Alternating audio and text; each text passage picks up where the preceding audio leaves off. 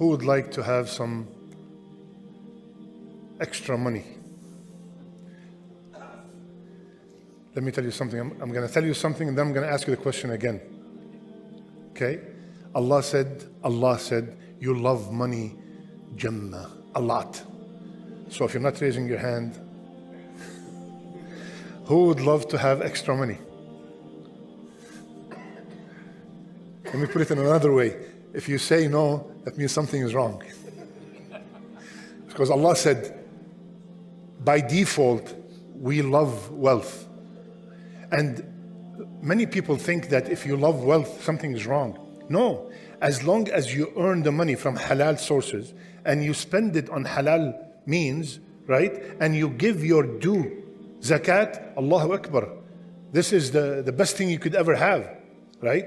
Today, inshallah ta'ala, how can we increase, or one of the ways that Rasulullah sallallahu alayhi wasallam taught us to increase our wealth. Should you discuss it today or next week? Last week, we spoke about how lucky Rabi'a was that he got the dua of Rasulullah sallallahu alayhi wasallam when he asked him, what do you want, ya Rabi'a? And we mentioned it last week.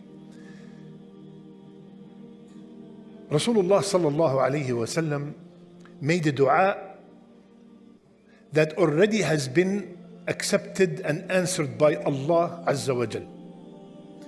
Sakhr al-Ghamidi. Sakhr al-Ghamidi is one of the companions of Rasulullah sallallahu alayhi wasallam.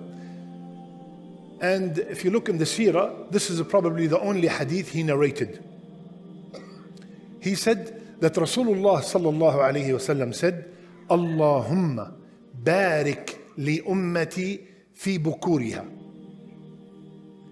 Rasulullah sallallahu alayhi wasallam made dua, Ya Allah, put barakah in my ummah, the one that starts their day early. Now this barakah is one of those words that you do not have exact one word translation. It's one of these words that have a blessing in it. You know, what does barakah mean? It is divine blessing where Allah put an increase in quantity and quality in something or in someone in unseen ways. This is what barakah means. So Rasulullah said, made the dua. He made the dua, Ya Allah, put barakah in the ummah that starts, in my ummah, that starts their day early. Now this barakah, one of the things that this barakah could be in is in my wealth. And that's why the narrator of the hadith, the one who narrating the hadith commented, so Sakhr used to start his day early doing business because he was a tajir, he was a merchant and became thari, he became very rich. And he commented also and said that Rasulullah sallallahu alayhi wasallam, he used to send his expeditions and army early in the morning for the battles to get that barakah. So the barakah that Rasulullah sallallahu alayhi wasallam made dua for is already there. It is us that we have to take advantage in it so we can get the barakah. The doctor will get his barakah in his surgeries, barakah in your thoughts, barakah in your decisions, barakah in your exams, barakah in everything that you do in that day if you start the day early. If you start the day early. Abi Dharr used to say, يومك كجملك إن أمسكت أوله تبعك آخره. Your day is just like your camel. If you got the beginning of it, the rest of it will follow. Yani the whole day will be full of barakah. And ask anybody who starts his day early. If someone starts his day early, you would find out that by 9 a.m. they have achieved so much than a guy who starts his day at 10, 11 a.m. He will find at the same time, the guy took him 2 hours to finish the whole thing. The other guy will take him 6 to 7 hours to do probably half of what the first person did. So the point is, Rasulullah ﷺ made dua of barakah. The dua is there. The dua is being answered. I want, just like Sakhr, I want to be from the people who got the effect of this dua. How? By starting my day early. By starting my day early. And what a better what a better way to start the day than starting it with the Fajr prayer? Can you imagine starting your day by coming to the house of Allah? This is how your day started. You started your day by coming to the Fajr in Jama'ah.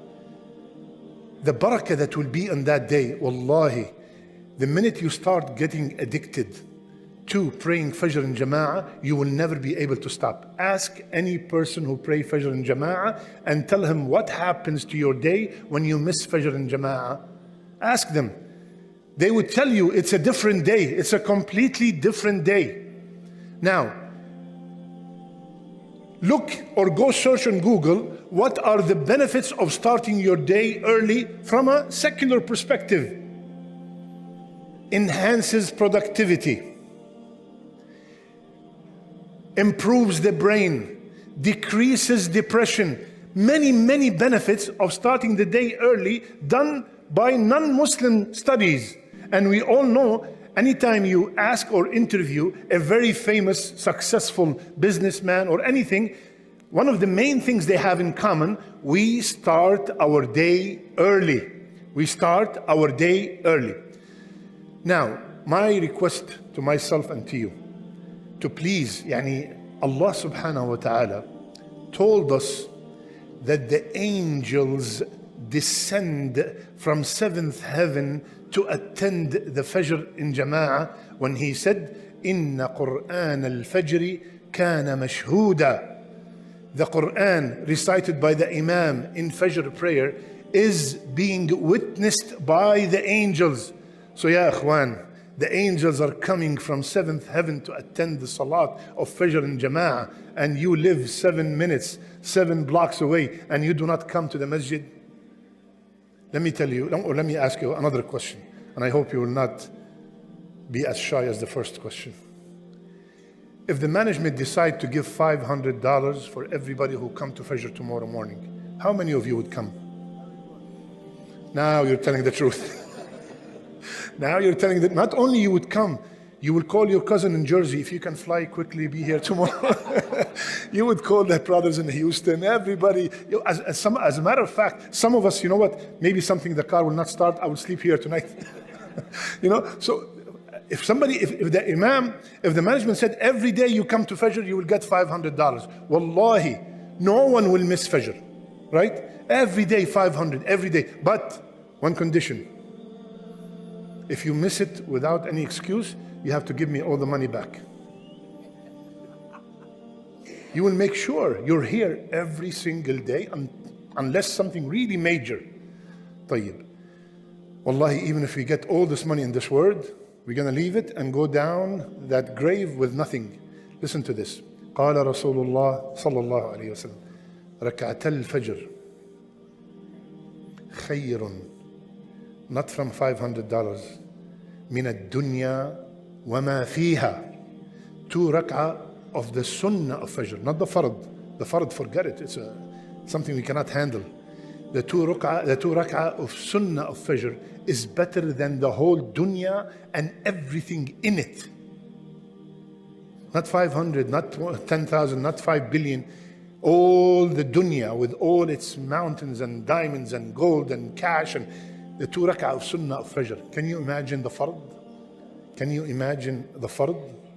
So, Rasulullah sallallahu alaihi wasallam, I will end with this. He said, the most beloved salat to Allah. Allahu Akbar. Your heart should be trembling already. The most beloved salat to Allah is Salat al-Fajr of Jumu'ah in Jama'ah. My beloved brothers and sisters, if you really want to become wealthy, then wake up early and start working. Start your day early.